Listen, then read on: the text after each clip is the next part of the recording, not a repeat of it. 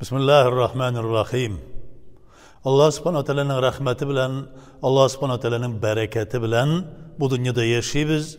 Allah Teala bütün turmuşumuzni şul kadar kurkem, şul kadar bereketli kılgan ki her bir saatimiz, her bir vakitimiz eğer de tügel ettirip biz onu Allah'a koşkança yaşaytırgan bulsak, bütünüsü de bizge fayda getiretirgan. Şimdi Ramazan ayı yakınlaşa. Ulu farzlarının birisi.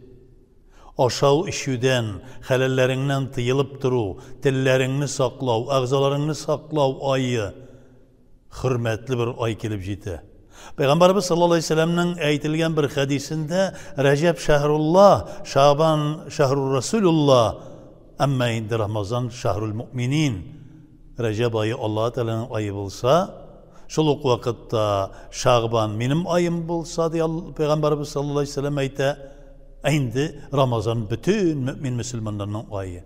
Recep şeşetirgan, urluklar şeşetirgan ay. Şaban şunu sugara, sulaytırgan ay. Indi Ramazan şunun uğuşun alatırgan, urağın uratırgan ay. Lakin tügel urak uruğu, tügel uğuş alığı kıyamette inşallah subhanahu teala Allah Teala'nın cennetlerinde nasip olur. Onun yüzün kururgen nasip olur. Peygamberimiz sallallahu aleyhi ve sellem eytebid. Mümin Müslümanlar cennet-i ağlede ayının 14. gününün kişisindeki vakitinde gibi Allah Teala'nın yüzünü görürlerdi. Yani Allah Teala'ya şu kadar yakın bulurlar, hem şu kadar lezzet duyarlar inşallah Teala. Ramazan bir köp yüzüne cevaplılık soruyorgan ay. Ramazan ayında bari tek aşağı üşüden irhatın yaki halellerine yakın kilodan tıyılıp durduğuna tügül, en mühimi tilini saklav. Til çünkü Peygamberimiz sallallahu aleyhi ve sellem'nin bir hadisinden ersedi belâul insani minel lisani. Bütün belası adam balasının o tilinden, baratik tilinden. İrte bilen adam balası uyangaş, bütün ağzalar tilge yalvaralar iken. Şunu bilgirdi Peygamberimiz sallallahu aleyhi ve sellem. Ey til, Allah hakkı üçün sen selamet bulayım de. Yani gerekmegen söz söyleme.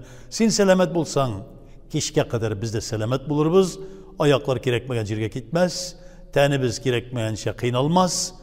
Gerekmegen problemlerge, meşakkatlerge yolukmabız inşallah deyip onlar yalvarırlardı.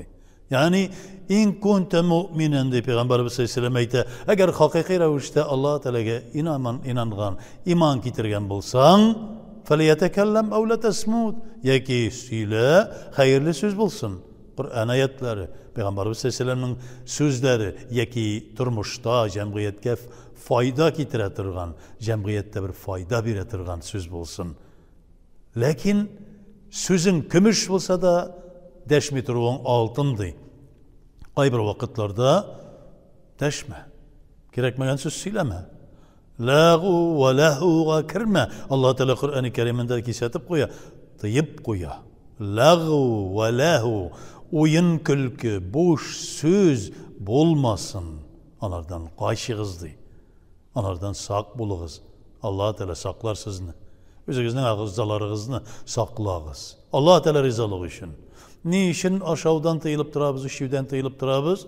Çünkü Allah subhanahu teala bizge gerekmegen rızık aşamav, gerekmegen nerseler işmev meselesinde bizge nakkisete. Falan haram, bunысы haram, bunu aşama, bunısını işme deyip Allah Teala kisetip koya. Lakin onlardan kurtulur için ay boyu hatta halal bulgan, ruhsat etilgen nerselerden de tıyılırga takdim ete. Buyura. Şunun beraberinde kubun gençe şamadan tış şikten şıgarlık derecedeki aşamav meselesi köterilir. Çünkü adam balası kub aşasa, kub yoklasa, kub işse o vakitte gıybedetke onun kişi kalmıyor. Ez rızık aşağız, tenigiz gıybedetke kuvvet alsın diye. Peygamberimiz sallallahu aleyhi ve sellem. Lakin kub aşağı, kub işi bulsa da o vakitte teninin zayıflığına bir sebep bulayken ansın da bilgirdi. Şulay indi halelleringizge hatta yakın kilmişe turğuz ay boyunca ertengi tang sızılıp ketgenden başlap, quyosh bayğancha kadar halallaringizga yaqin kelmagizdi.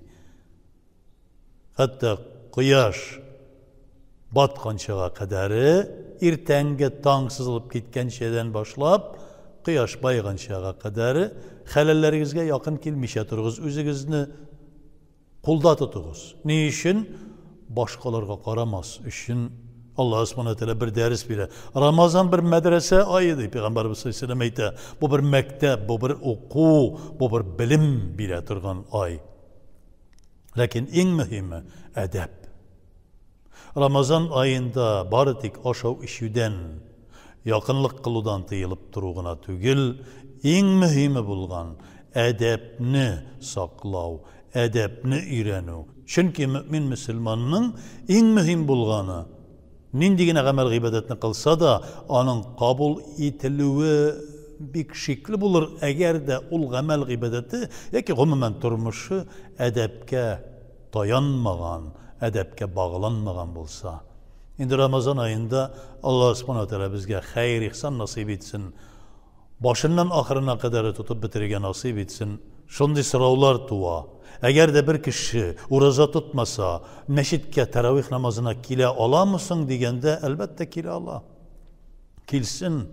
Şu cemaatke koşulup teravihlerini okusun, da bir gelip tesbih etsin, bir gelip Allah subhanahu teala'nın gamel ibadetine koşulsun cemaat bilen. Eğer de bir kişi namaz okumayken, onarga uraza tuturga yarı mısın degen sorav var. Elbette yarı. Elbette tuturga kerak. Belki şu sebepler aşağı. Kimdir urazasını tutmay namazga kelgen, kimdir namaz okumay urazasını tuturga aşkına. Belki şu sebepler aşağı Allah subhanahu teala onu ihlastan İslam yoluna bastırıp hakiki imanlı bende kılır. Biz bilmeyiz Allah Teala'nın hikmetini.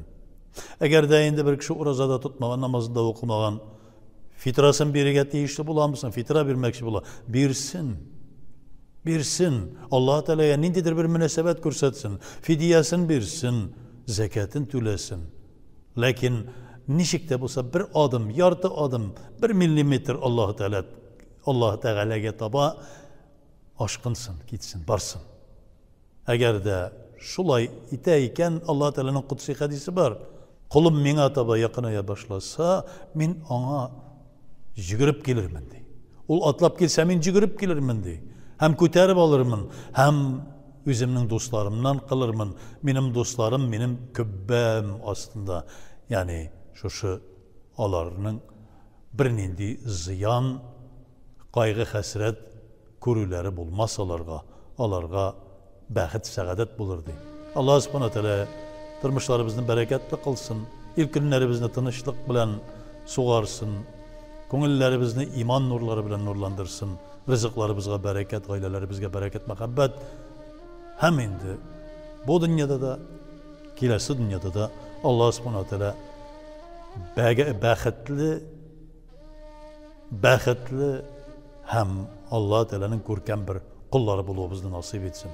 Esselamu aleyküm ve rahmetullahi ve berekatuhu.